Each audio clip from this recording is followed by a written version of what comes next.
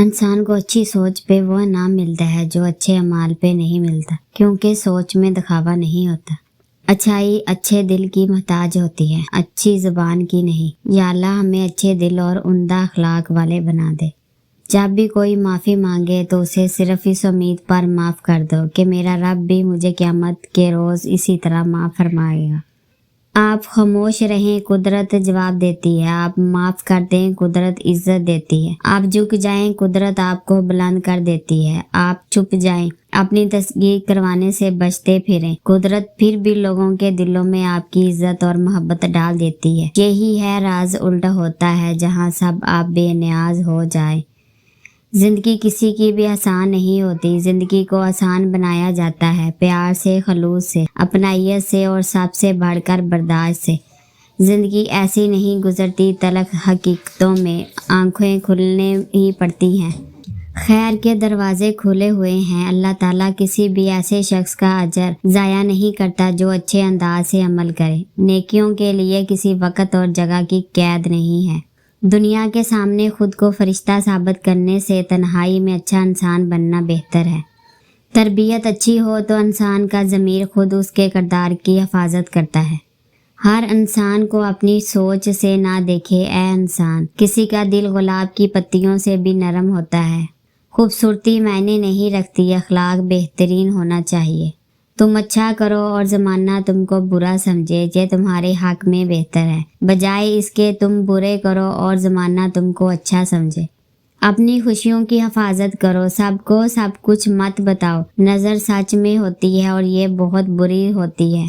सजदों में गिनने से पहले उन लोगों को गले लगाएं जो आपकी वजह से अजियत में है, क्योंकि दिल आज़ारी सजदों से माफ़ नहीं होता।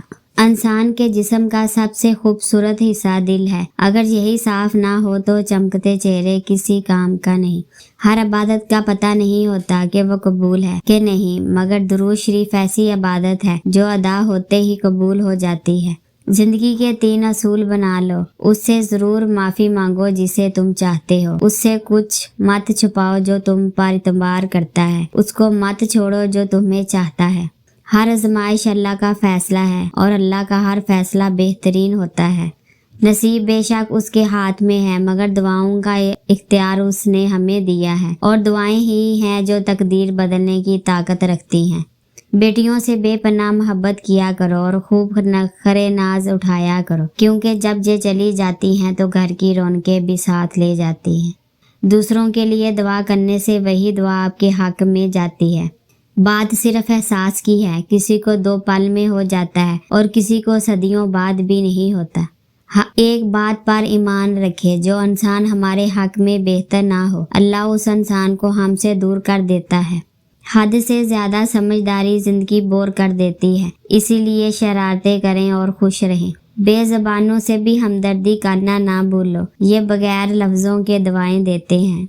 तंग दस्ती में सखावत करना, गुस्से में सच बोलना और ताकत होते हुए माफ़ करना बेहतरीन नेकी है।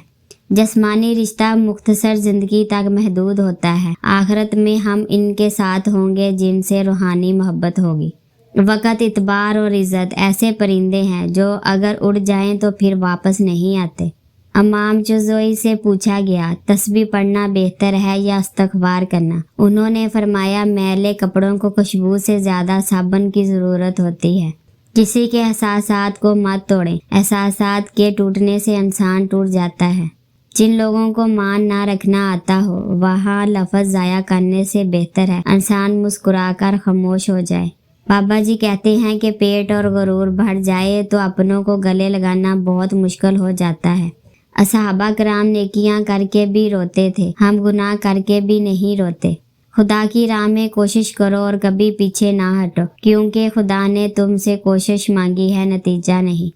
जिंदगी में 2 नसीहतों पर अमल करें, हमेशा के लिए कामयाब हो जाओगे। नमाज मत छोड़ें, जिंदगी की सारी बरकतें इसी में है। अपनी नज़र की हिफाजत करना, गुनाह की बुनियाद यही से होती है। अगर इंसान अपनी उंगलियों का हिसाब अपनी ही गलतियों को गिनने के लिए करे तो दूसरों पे उंगली उठाने का वक़्त ही ना मिले।